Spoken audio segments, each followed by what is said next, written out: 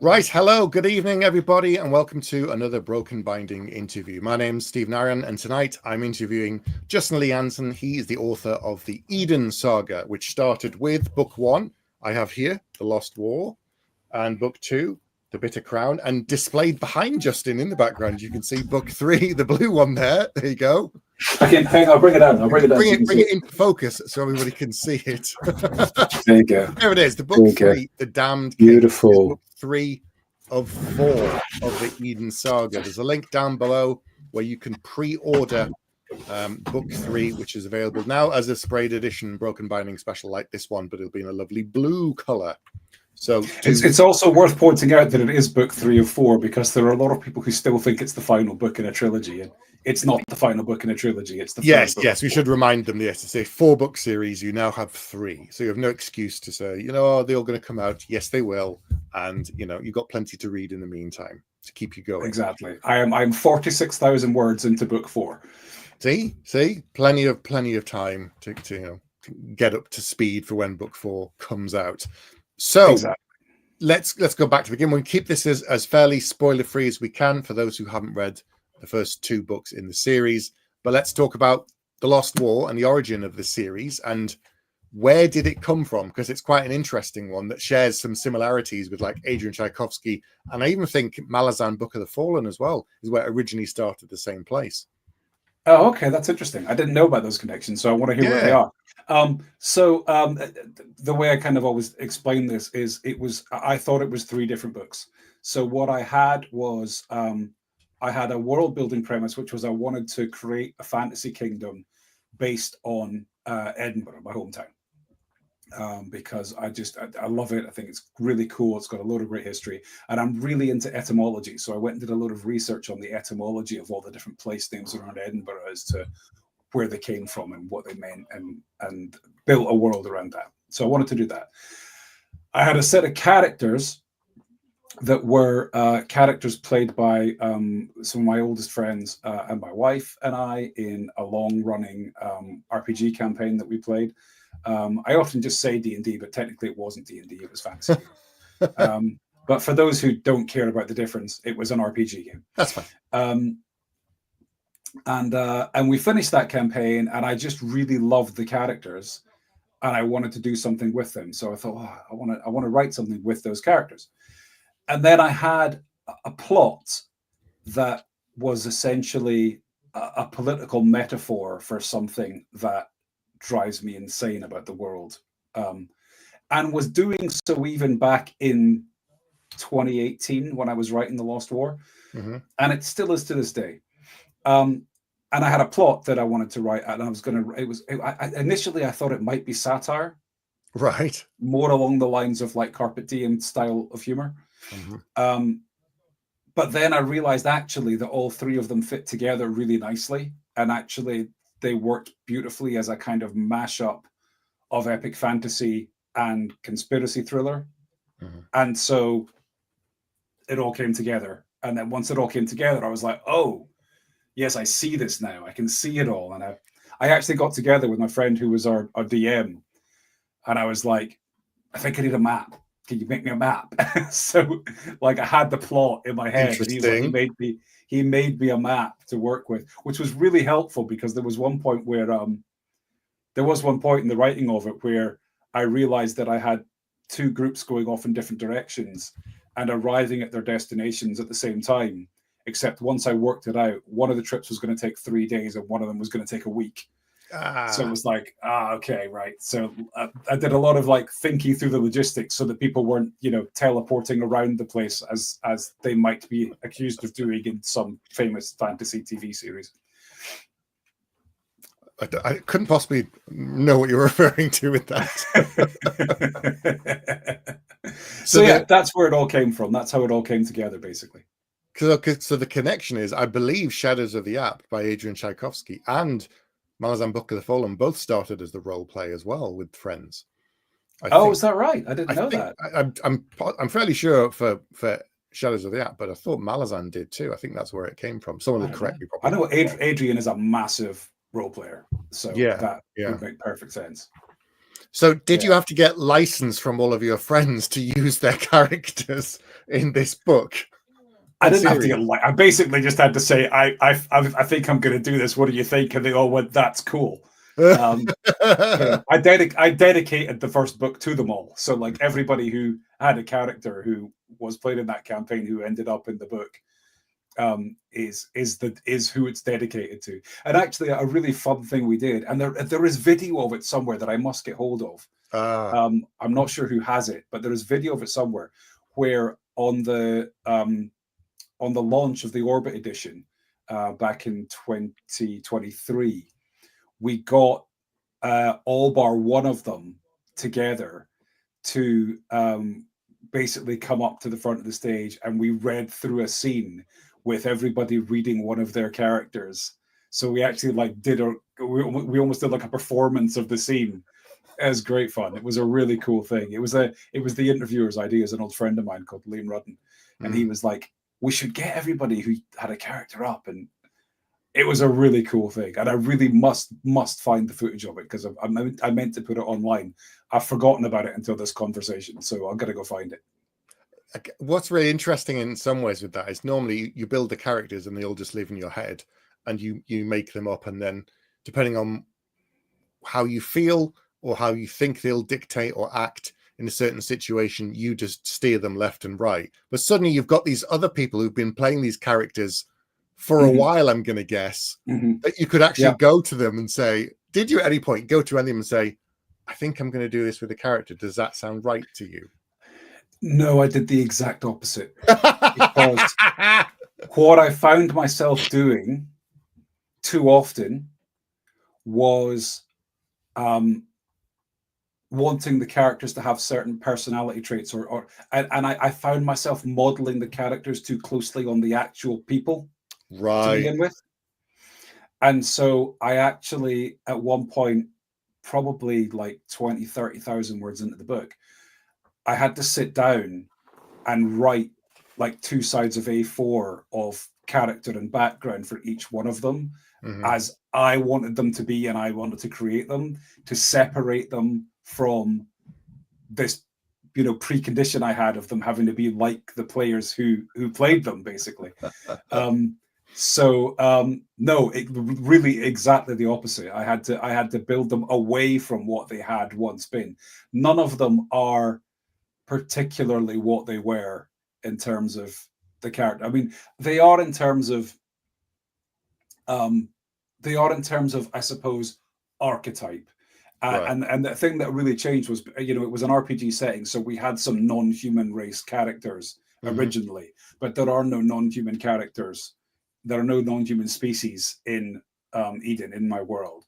So they became humans, but they became humans who, if you know what you're looking for, have recognizable traits that you would be able to trace them back to probably what race they were when they were originally played. Okay, little nods that you've put in. Little nods. Yeah. Hi, Chapter Chaser Book Club. Hello. Thanks for joining us for another live one. Hi. That's good then. So there are hints there then. So even if you don't know, you can probably be like, that feels a little bit like that kind of a fantasy race. Yeah, like that character was clearly an elf, and that one might have been a dwarf. It's like, yeah. If you think they were, there's a good chance they were. Is that because you just wanted to only have humans in the books? Then you didn't want to have any races. Yeah. I wanted it to just be a human thing, because the only real sort of like there's no things like none of the sort of, there's no like dragons as such, or any other, there's no orcs or anything like that. But what there are demons, and each demon is unique. Yeah. So some of the demons will bear a resemblance, maybe to a sort of standard monster that you would recognize, but they're not that thing. They are individually demons, and each one of them is completely unique, because that was what I wanted to do. Yeah, just give it its own flavor and something quite different. Yeah. So tell me about the magic, because there is, people always want to know if there's magic in a fantasy series. There is magic in this world. Can you talk a bit about it? Yes. So I one of the things I wanted to do was I wanted to do sort of magic as science in a Right. way.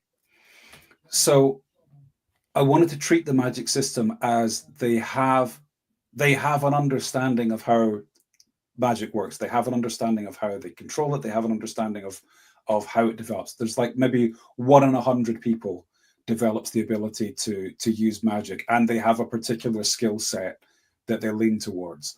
And Okay. there are sort of so many known skill sets that people can have. So there are so many known abilities for people to have. Some are much more common than others. You might have like 6 of one type versus maybe only 1 of another type in however many you want to look at. Yeah. But a lot of what I wanted to do was treat it as, okay, we don't have hard and fast rules of this is exactly how the magic system works. This is what we understand. This is how, but there are speculations that this might be possible. There are speculations. There are writings going back that suggest this skill might be a thing that people can do. And so, and I've had a lot of fun with that over the course of the 3 books so far, and the 4th book, because I like the idea of sort of this is what we know, but what we know is always evolving, and we are learning more about it as we go. Yeah. So you're revealing stuff about, well, are you revealing stuff about the magic system to the readers as the characters discover things too? Then as they progress.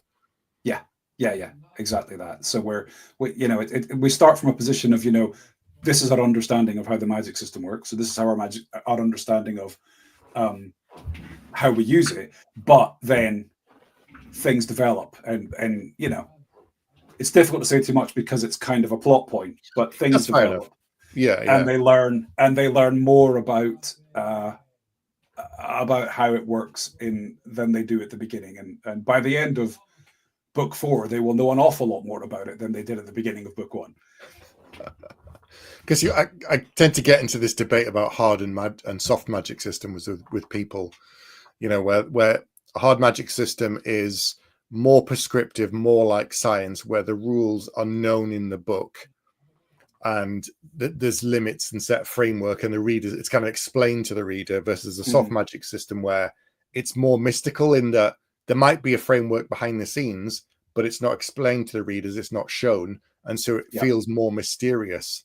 So is this somewhere between the two? I guess those are the kind of 2 extremes, really. Yeah, you're exactly right. It's somewhere between the two. The one thing that is definitely known, because it is universal to any magic user, is that using magic drains their physical energy, right? And so they can only use so much of it, because ultimately they will just pass out because they have no energy left. So they need to rest in order to recover energy, in order to use that energy.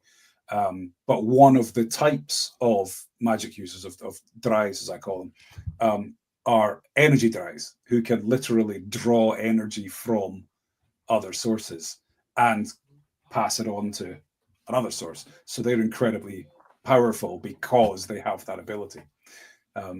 So yeah, it's a fun system, and I enjoyed kind of building upon it throughout the books. Of course, one of the characters, I don't know which one it is based on you. Is that correct? Well, your character from the role-play. He's not so much based on me, but he was my character. Yeah. Yes, Adonok, who is ostensibly the main character, was my character that I played. So he's about as close to a self-insert as you get, although he's much cooler than I am.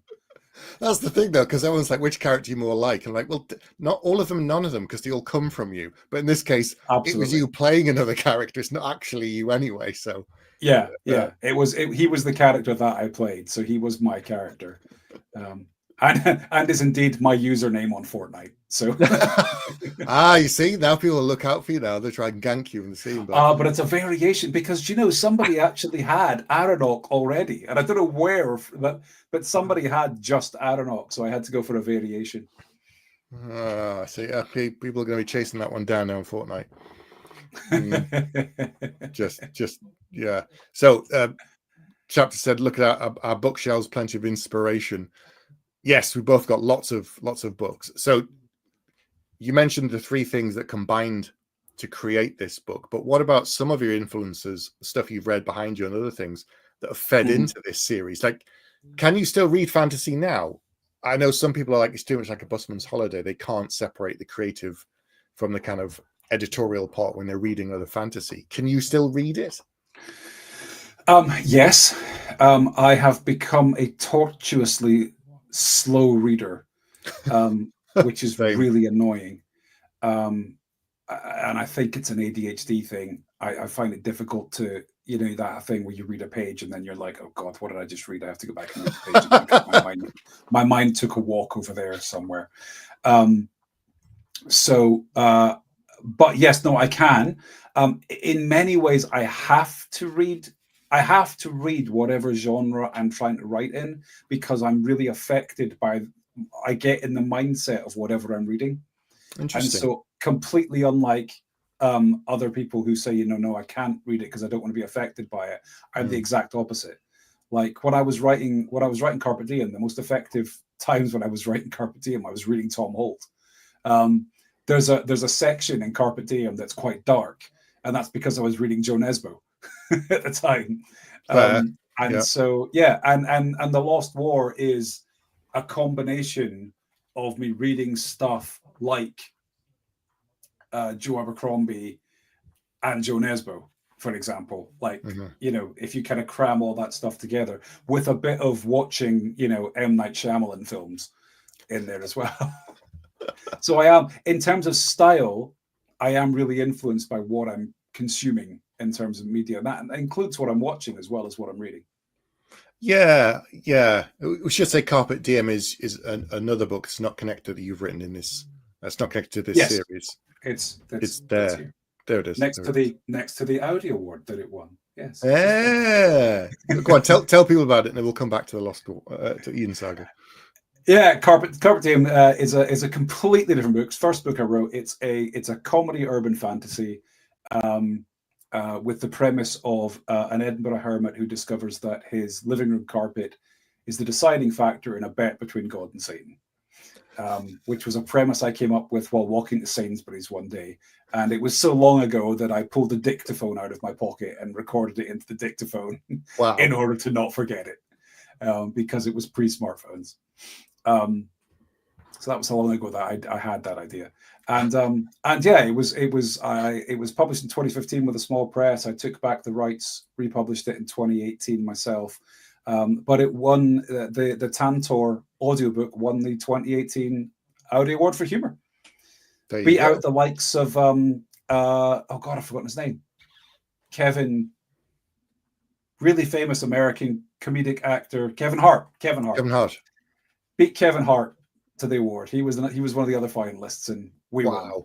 Wow, that's fantastic. That's really good. I was pretty happy about that. Yeah, well, there you go.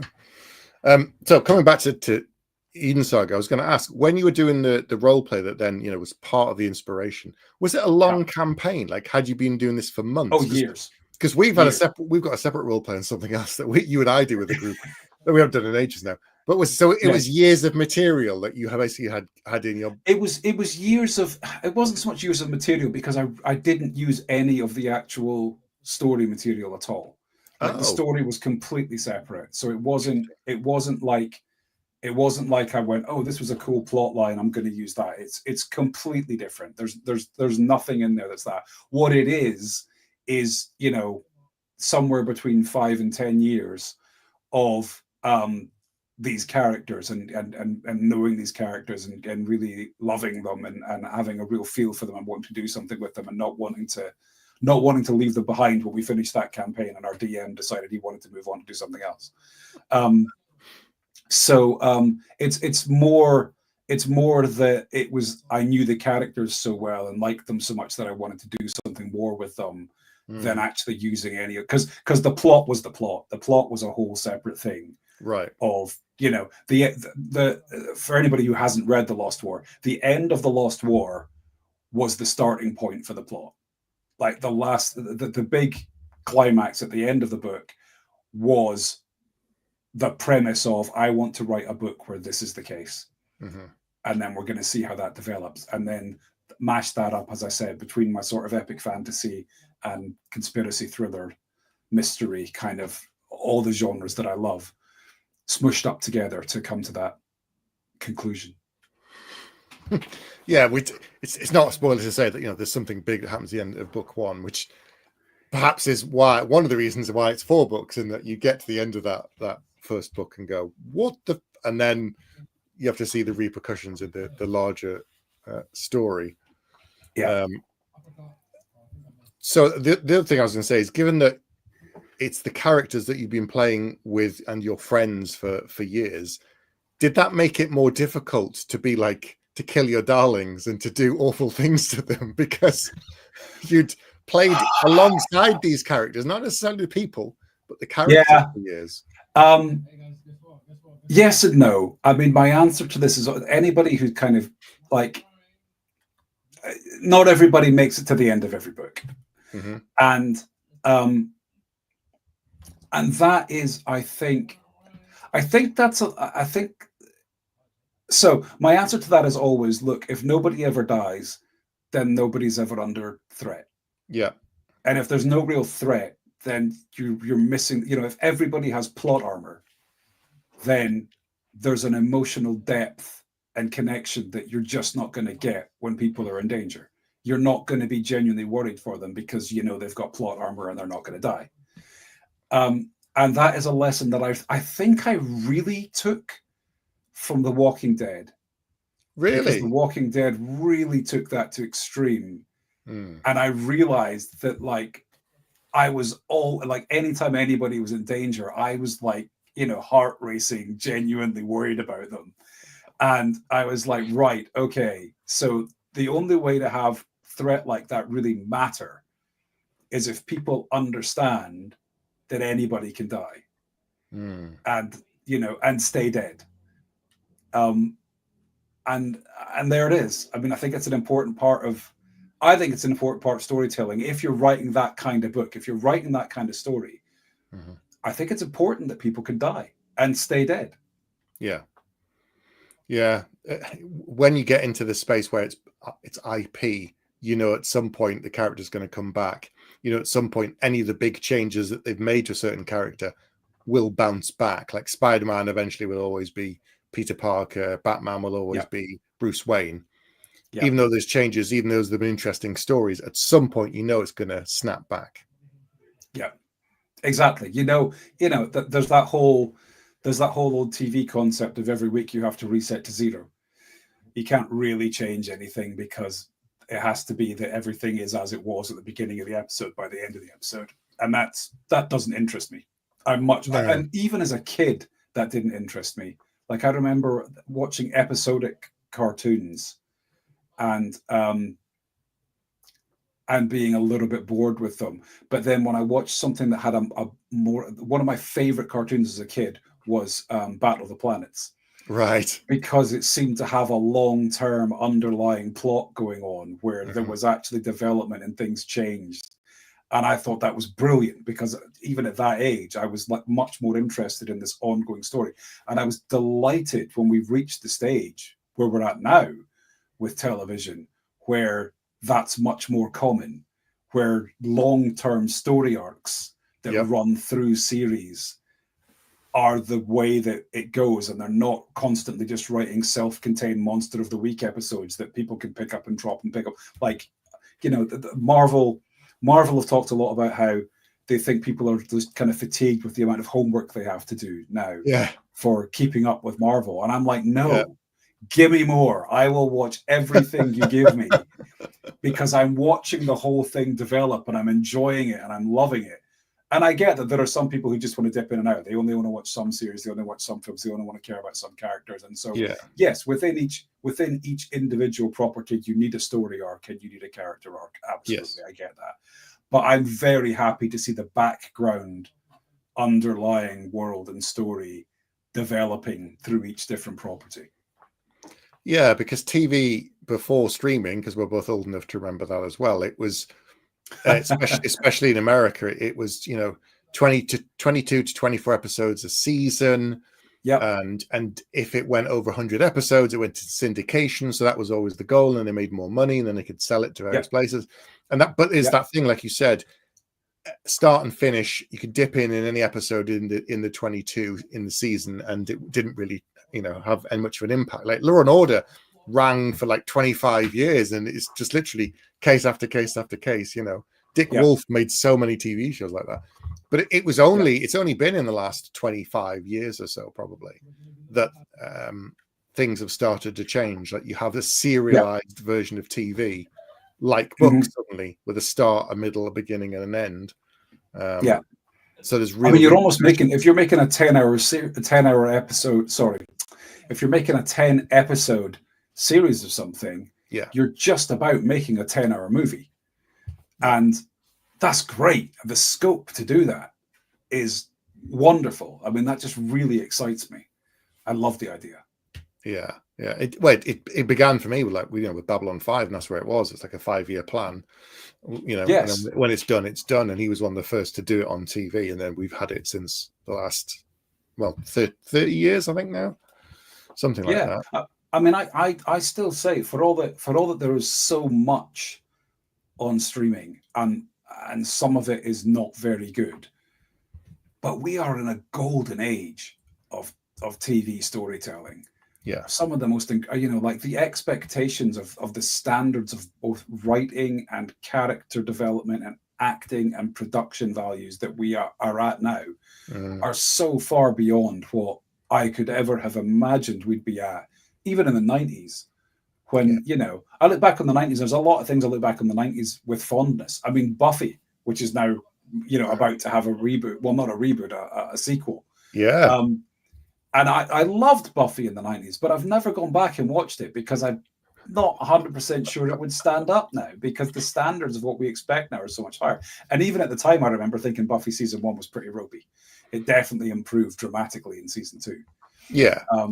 They got better writers, I think, in season 2. It improved so much. It evolved for sure. Yeah. And this is Absolutely. It. I think books are the same now. That you go back to the 60s and 70s, and a lot of those books were standalone. There were series, but I think it was more common to have a standalone. And if it did well, you do another one set within the same universe, and continue it. But a standalone with series potential.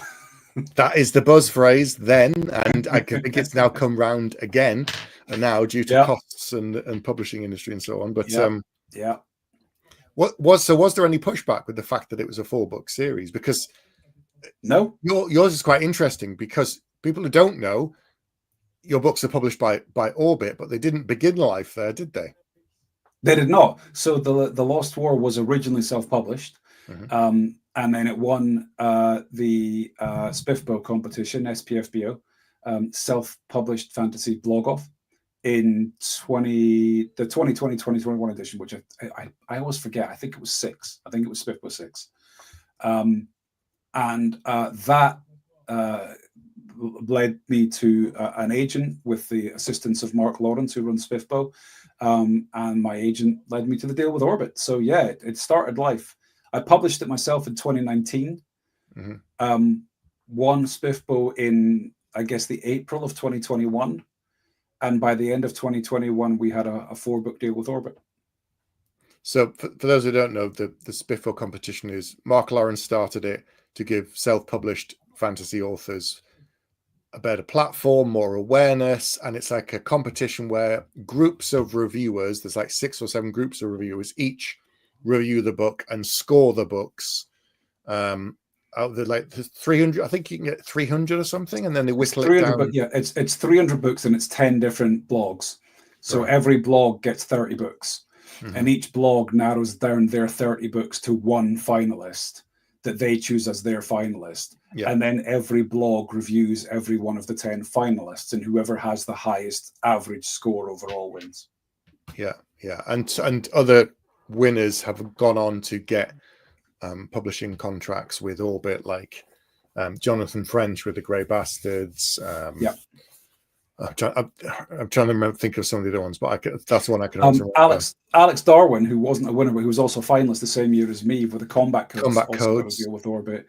I believe Senlin Ascends, which was not a winner. Also, Josiah Bancroft. He didn't win, but he did get a contract and became traditionally published with Orbit. Yeah. Devin Madsen for oh god, what was that? I've got it on my shelf somewhere. Yeah. Something like We Ride with Death, I think the first one was called. Yeah. She got a I'm pretty sure it was Orbit as well. She got a deal with Orbit, and she wasn't a winner. I think she was a finalist, but she wasn't a winner.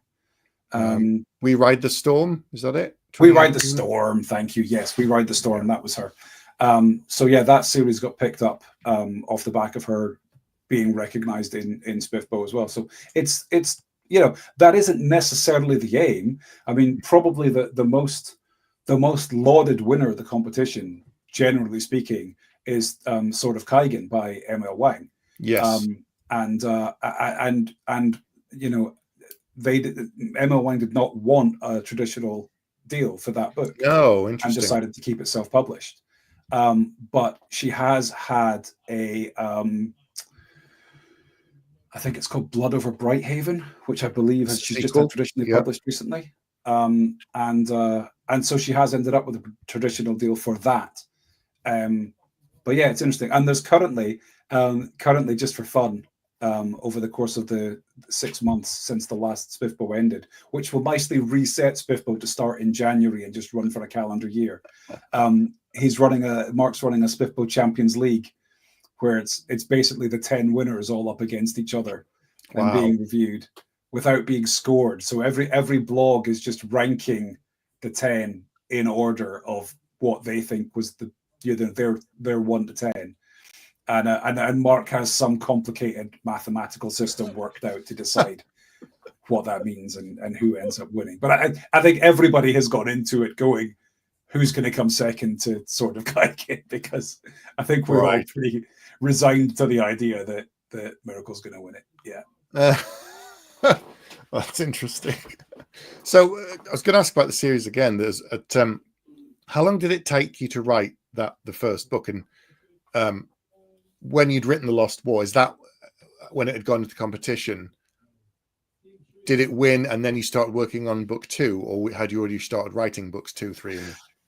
No. So this was interesting. So it took me about a self-published Carpe Diem 2018. I had written a little bit of The Lost War, but not a lot.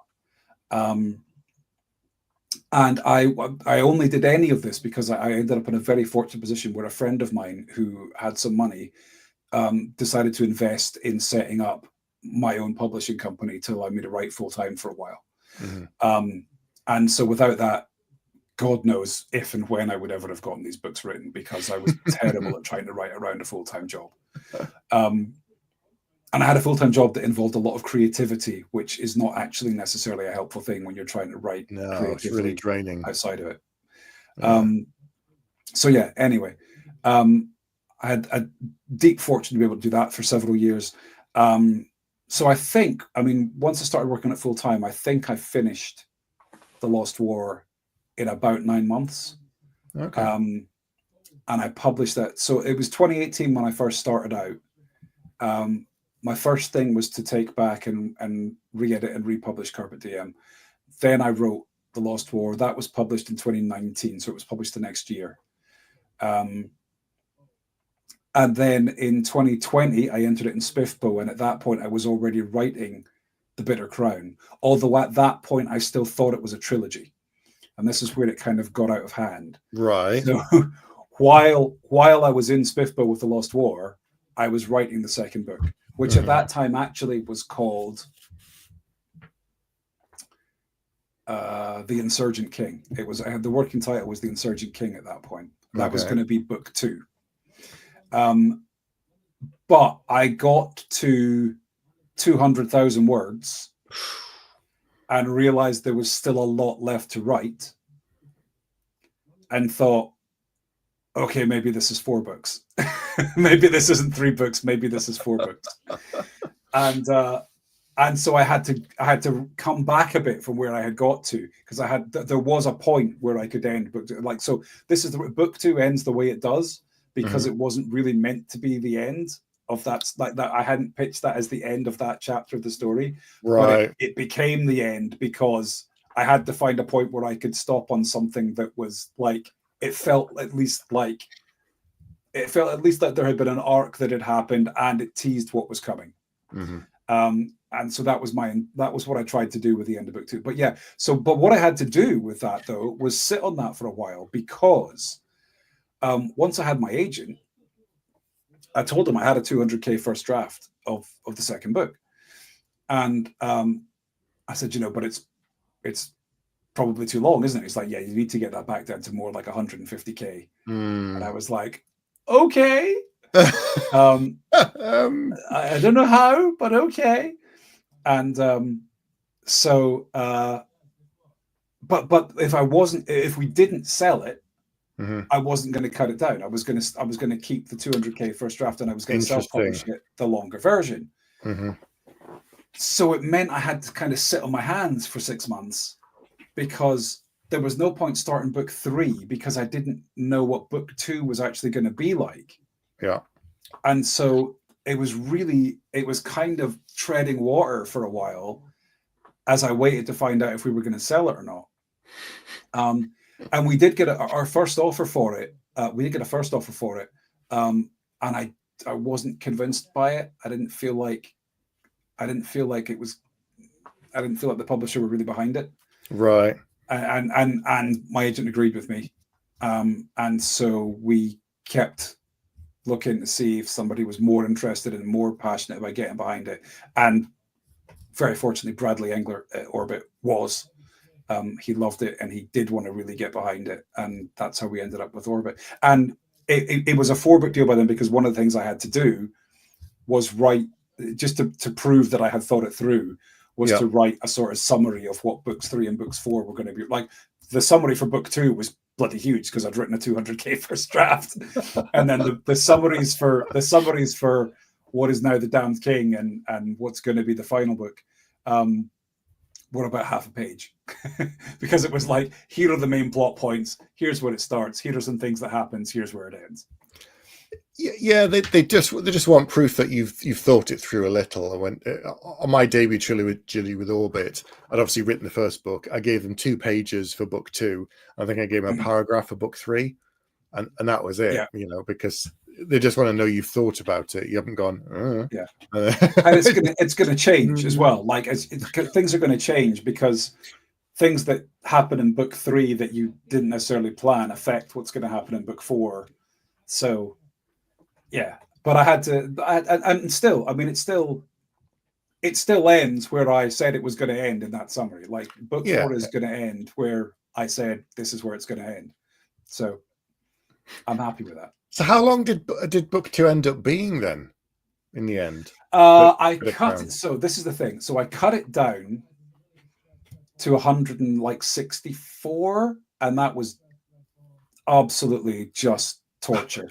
I had to cut several plot lines, one of which I was able to repurpose and put into book 3. Right. So one of the plot lines I cut from the Bitter Crown is in the Damned King, which I'm happy about,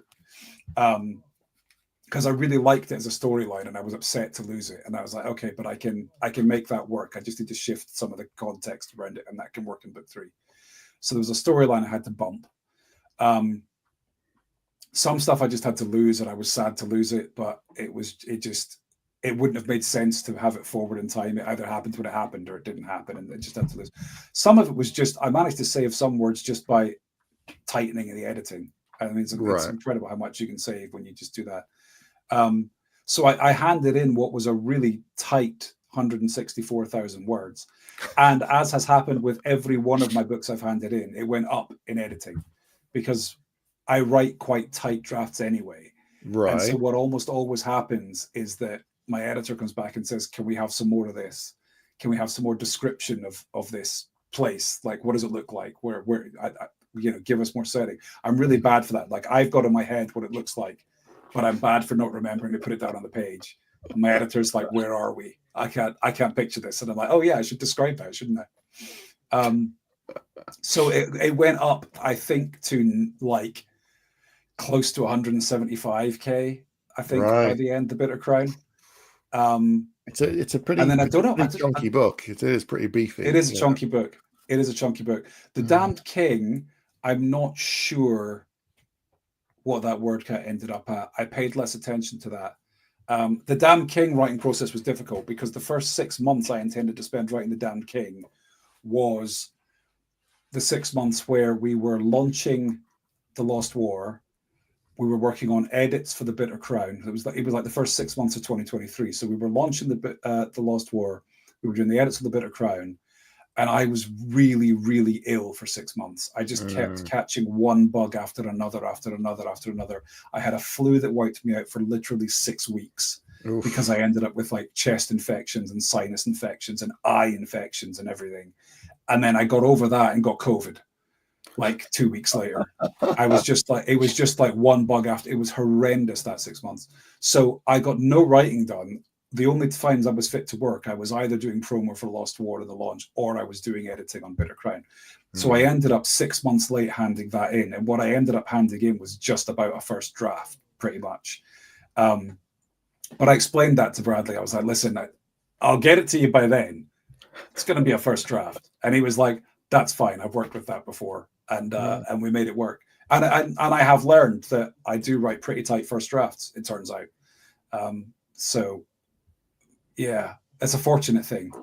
But yeah, the turnaround, just publishing it's weird because, I mean, I handed that in, I guess, like end of May last year. And it has simply taken this long because publishing is like turning a tanker. It has just simply taken this long from me handing in that draft in May last year to coming out now. And I don't think it helped that I was 6 months late because of the illness. I think I just kind of missed my slot in the publishing schedule and they had to figure out where to put it. And that's going to be exactly what happened, basically. So having done self-publishing and then, coming to, you self-published, the Lost War before things changed. Yeah. How was the difference from going from self-published to traditional publishing, apart from it's been quite slow, as we know? What were the differences that you noticed between the two?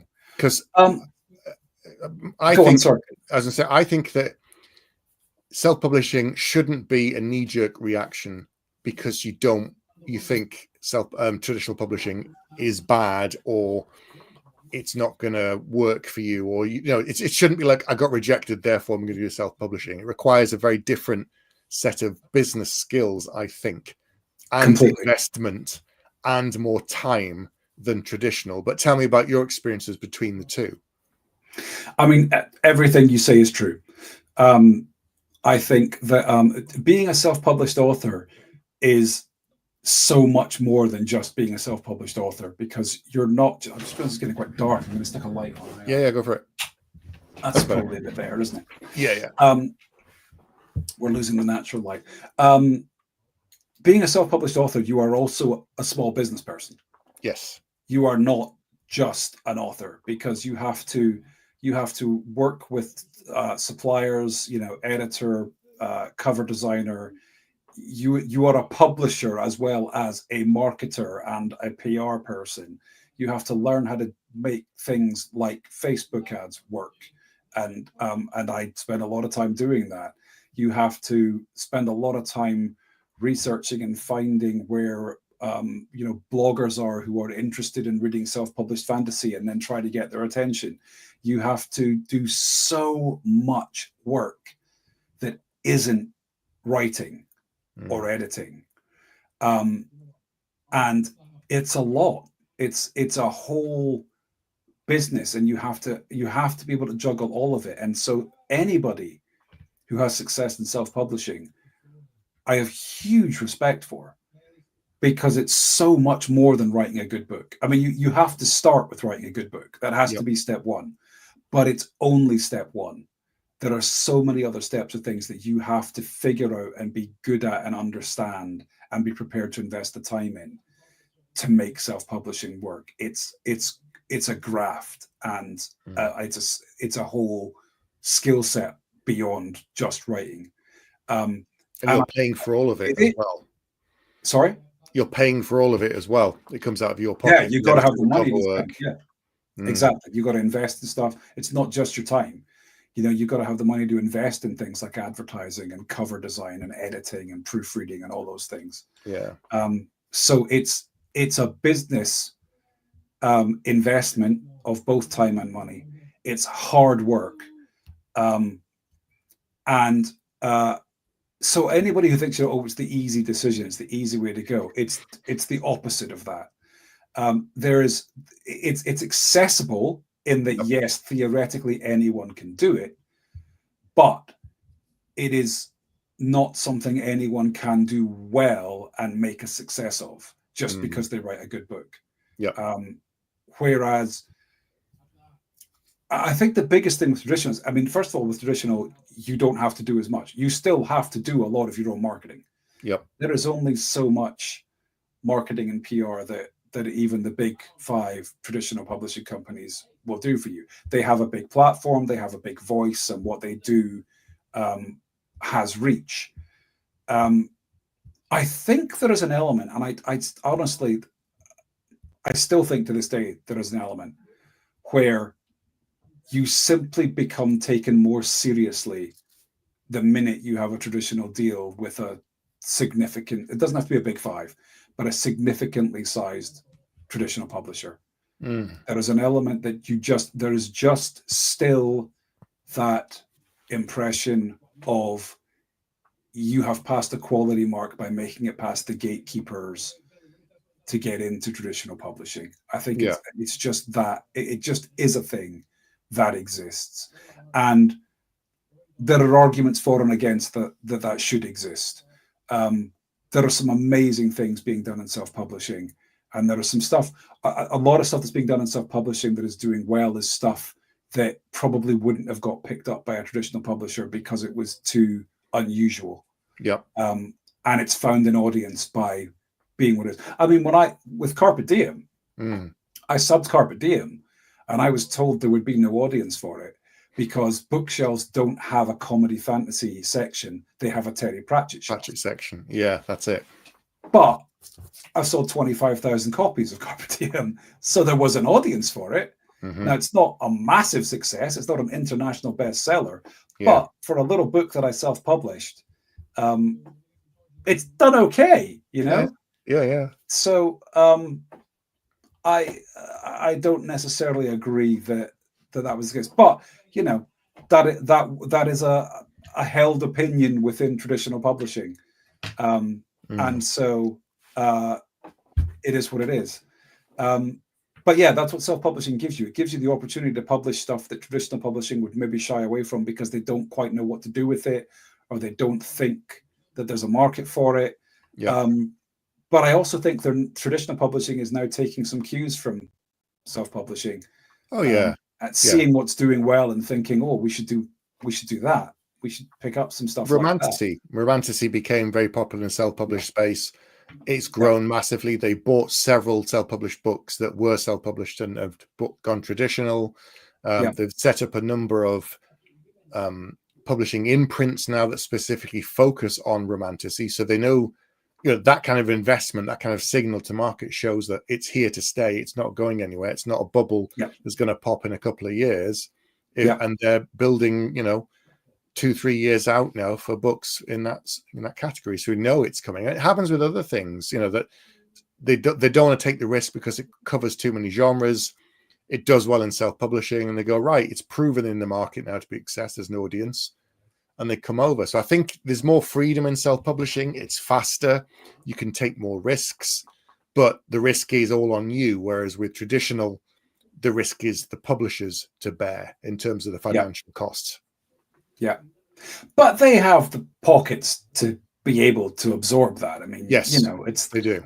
Yes, there is an amount of, they have to believe there is at least a certain amount of potential in a book to make them money back. But, publishers will make their money back long before we earn out our advances, because they make substantially more than, percentage of cover price than we do. So it's not like, I remember seeing somebody breaking that down and being like, just because you haven't earned out your advance doesn't mean your publisher hasn't made a profit on you. And I'm like, oh, that's an interesting perspective I hadn't thought of. Yes. So how is it the difference then coming to be traditionally published, having done it yourself? What were some of the sort of the differences you noticed with, the Lost War and onwards? It was nice to have a support network. It was really nice to have a support network. It was really nice. I'm fortunate to have a brilliant working relationship with Bradley on editing. He really gets the books, and we have a brilliant collaborative relationship where essentially he writes me an editorial letter and sends me a marked up version of the manuscript. I read through them, and then we jump on a call and we talk it through. And nice. We have never once come across an issue where we haven't ultimately come to agree on what the right way forward was and what the right thing to do with it was, whether it was a case of me not being sure about something and then be convinced about it, or whether it was something he had suggested and I'd said, well, no, but we shouldn't do that because this. Oh yeah, that's a good point. Yeah, so let's do it that way. That's fair. Like not even slightly something where we've come away like not both just agreeing on what the best way forward was. So it's a really great relationship. And all the support team are great. The marketing teams, both in the UK and the US, I get on really well with them all. And everybody else, the art, the design, the artwork, everybody they're working behind the scenes. I also do my audiobooks, so I'm working with Hachette Audio as well. There's all the team there as well. And it's just really nice having all these dedicated professionals behind you working and supporting you, so that you're not doing it on your own and you don't feel like you're doing it on your own. Yeah. And you've not put your hand in your pocket at any time to pay for any of this either. That too, yes. Publisher doing it. That also helps. Yeah. That's also nice. I don't have to find money to spend pay your on editors all this and other stuff. Cover designer. Yes. But exactly. It's quite unusual, your series, in that you are the audio narrator for the audiobooks. So tell people watching how that came about, because that's not normal. Like I got sent a list of people I picked, my top 3. I mean, the publisher picked the top 1, and that's the person that did the audiobooks. So what happened was so when I was self-published, I had done a deal with Podium for the audiobooks, and Podium had done an audiobook of The Lost War, and that was out in the world and existed. And it was done by a really good actor called Ewan Morton, who is, I believe, Tony nominated and has been in things like Hamilton, for example. Wow. So he's a Scottish actor who lives in America now, I believe. He did a great job. So one of the things we had to do contractually was sort out when we did the deal with Orbit, was to sort out the rights to that. And Podium were great to work with. They were like, look, we're not going to get in your way. And they were happy to let me have the rights back to what was then books 2 and 3, and what eventually obviously became books 2, 3, and 4. And so Orbit then had the rights to books 2, 3, and 4, and they went to try to get Ewan Morton to do book 2. It had obviously been several years since he did book 1, and he just wasn't available. Right. And so they had come to me and said, unfortunately, we can't get you in. Here are 3 alternative narrators for you to consider.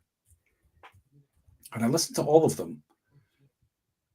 And they were all like, yeah, okay. I can see them working. They'd be all right. But none of them have quite got the timing right, or, they have the rhythm. And I think a lot about rhythm, particularly when I'm writing. Like rhythm and flow is really forefront of my brain when I'm writing stuff. And I know like how I want it paced, and what words I want to punch and all that kind of stuff. And I just thought, I reckon I could do it. And I've done some, like I did a lot of Amdram in my youth. I did a lot of theater, and I've done a little bit of corporate voiceover work in a company I used to work in. And I thought, I reckon I could do this. So I pitched the idea back to my editor, and he was like, ooh, well, That's not first. something we often encourage authors reading their own audiobooks, because it doesn't often work. But they were like, but listen, no, you record us a sample and send us a sample and let's have a talk about it. So I did, and I recorded the same sample that they had sent me for the other 3 actors. And I got an email back the next day saying, we'd love to have you read this. Let's get it sorted out. So the sample got me the job. Wow. I obviously did it. I did it well enough that they were impressed and they liked it. And they were like, yep, he can do it. And I think some of it is because it's written like the character I was reading it's the character who essentially is telling the story of the previous book in an in-world recap at the beginning of Bitter Crown. And so he's this old Scottish guy. So of course I know exactly how to pronounce what I'm saying and the pacing of and everything. So I did it exactly as I had written it, knowing how I wanted it done. And they were like, yeah, great, you can do that. And so there we are. I did them both. And theoretically, I guess I'll probably do the last one too. Wow. The only other author that I know that's narrated their own fantasy books is Christopher Buehlman, did The Black-Tongued Thief. Is that right? I didn't know that. Yeah. He's the only person that I know that's done it. He didn't do The Daughter's War because the main character in that is female, but he did narrate The Black-Tongued Thief because it's different character in that one. There you go. I didn't know that. That's interesting. I mean, I assume, considering he started out as a narrator and then wrote a book, I assume Travis Baldry probably did Legends and Lattes, but I haven't checked. Yeah, possibly, given that he's done 2 Legends and Lattes. He did the prequel. There's a 3rd one, Bread Knives and something else coming up, Breadcrumbs or something. Yes. Someone will know what it is. Which was funny because when he announced that title, I messaged him and I was like, I have a funny story for you. And he's like, what? It's like, I've just written a short story for Grimdark magazine and I pitched it to them as Cozy Grimdark. And as a nod to you, I have called it Bastards and Baguettes. And he was like, oh, that's excellent. I was like, so when he came out with whatever it was, something like Brigands and Bread Knives, I think it is. I'm gonna have to look it up. And now I was like, oh mate, we had such similar ideas on what these titles were going to be. Legends and Lattes, Bookshops and Bone Dust, and then that's the 3rd one is Brigands and Bread Knives. Brigands and Bread Knives, that's right. He announced that title, and at that point I had written and handed in the short story, but it hadn't been published yet. And I was like, oh mate, I've got a story for you. This is funny. Lena said, Bastard and Baguettes was fab, deserves a series. There you go. Well, thank you very much. That might happen. You never know. Cozy Grimdark. That is certainly a new subgenre of fantasy that we have not seen. Yeah, before. I decided to invent it. I've invented Cozy Grimdark. That's what's happening. People invent them all the time. These new ones come up all the time, and if they do well, they grow. Like romantasy became a thing, like cozy fantasy became a thing. Progression fantasy, of course, is relatively newish. Progression sci-fi is more. It's more of a thing in sci-fi, isn't it? And fantasy too. It's like a character leveling up essentially in a fantasy world, getting stronger and better and more abilities and more skills and stuff. But yeah, I suppose progression sci-fi. I think I've heard of more. I've heard of more progression series being sci-fi. Yeah, but you're right. Yeah, it's that crossover, I guess, of video games and fantasy. The two merge and create something in fiction that we've not seen before. Yeah. So yeah, that's the new genre I've decided to invent. Cozy Grimdark. So do you know what you want to write next? Like, you're writing book 4 now, but have you got a list, like a shopping list of other books that you want to do? And are you going to stay in fantasy or are you going to go something? I have multiple, which are currently under discussion as to which we're going to pitch, because we'll be pitching something to Orbit, because as part of standard publishing contract, we'll pitch something to them after this series. So it is currently under discussion which of several ideas that will be. One is standing out as a favorite at the moment, but I don't think that I can reveal what that is. No, it's too early to say. Yeah. But at least, you've got other things planned. But you're still doing fantasy, though. That's what you're sticking with. Well, I pitched 5 ideas. Okay. And was told 3 of them were better than 2 of them, and those 3 all have fantasy elements. That's One fair. of them is sort of traditional fantasy. 2 of them are more like contemporary fantasy. And we'll see which one ends up being the winner in the end of all that. Mm-hmm. But yes, it'll be. And the other 2 ideas that were not. One of them was sci-fi, and one was dystopian. And those were the ones that were like probably a harder sell. So see, there again, that's another difference between traditional and self-published. If you really wanted to write that sci-fi book and self-publish it, you could. It might find a market, it might not, but it's that case of now, if you want to write a book, they have to kind of test the market to see if they think it's going to be commercial in a year, 18 months, and then pay you for it, and then put it out and work on it and all the rest of it. So it becomes a different factor in the creation process, which is exactly. I mean, you have to think about, like, what do I want to write? What might my publisher like enough to decide to make it a lead title? What might appeal to a subscription box?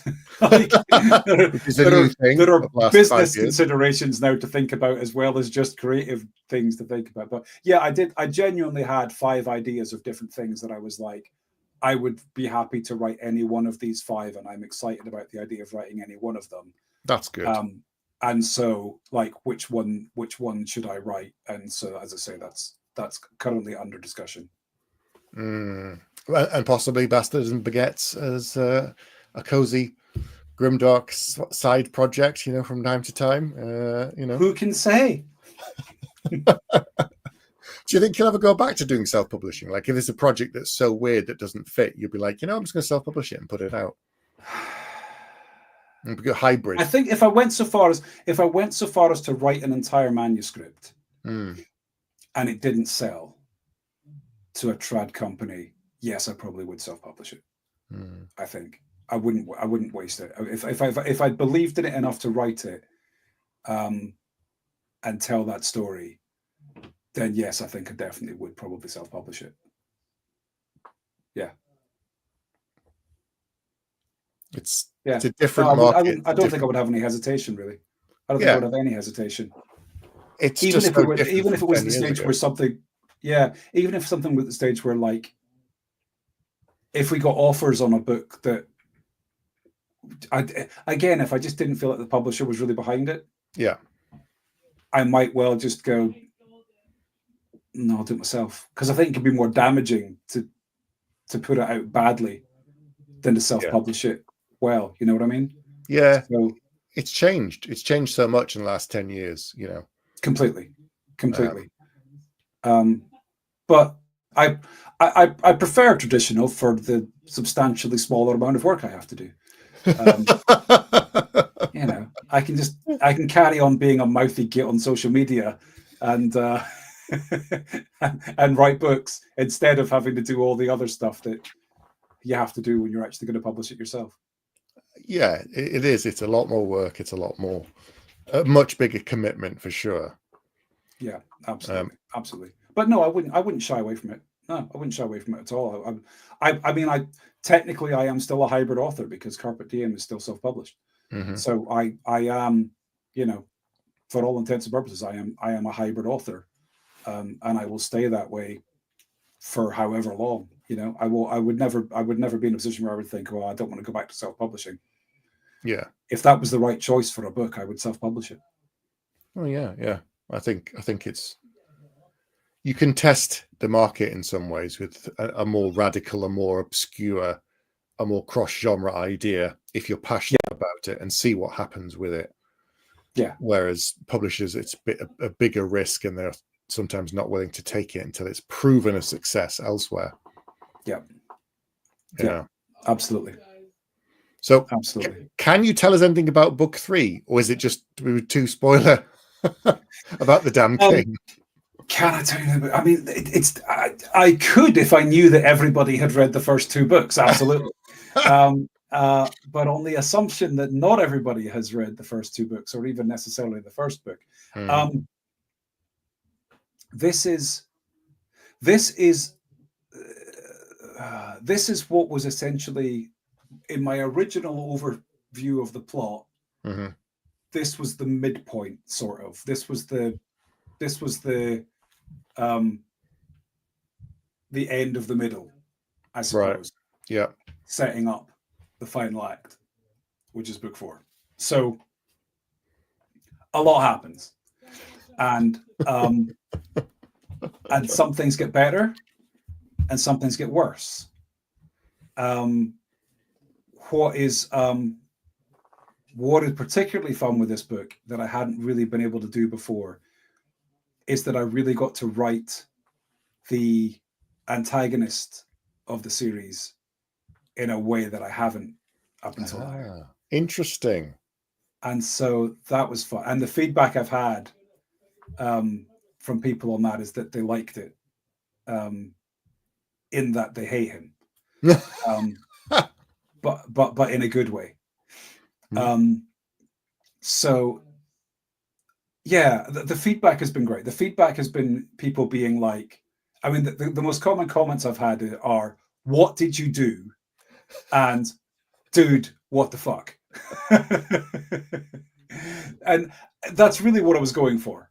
So I'm like, I mean, even my editor, like two of my editor's comments in a row on the manuscript were "Holy shit," followed by "Holy shit" with a few more exclamation points.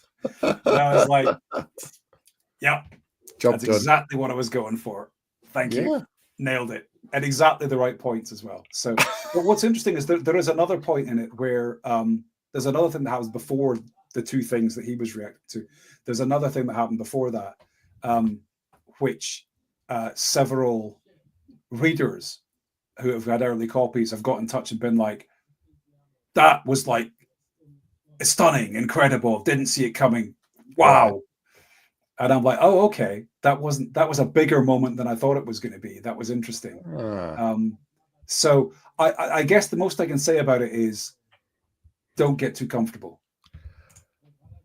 Fair. You've already said that nobody is safe and that characters, might not survive. No one's safe. I think that's fair. You're sort of not protecting everybody, and you're willing to kill your darlings if the story requires it. It's just, exactly. There's no protection, and the whole series is written as a reflection of my views on the world, both as it was and as it is. And considering what a shit show the world is right now, you'll understand. Although I did hand this book in last May, so you'll appreciate that it was a reflection of the world, 18 months ago. But there's a lot in there that will reflect the world in an unfamiliar context, and it's me examining a lot of stuff that I think we need to examine.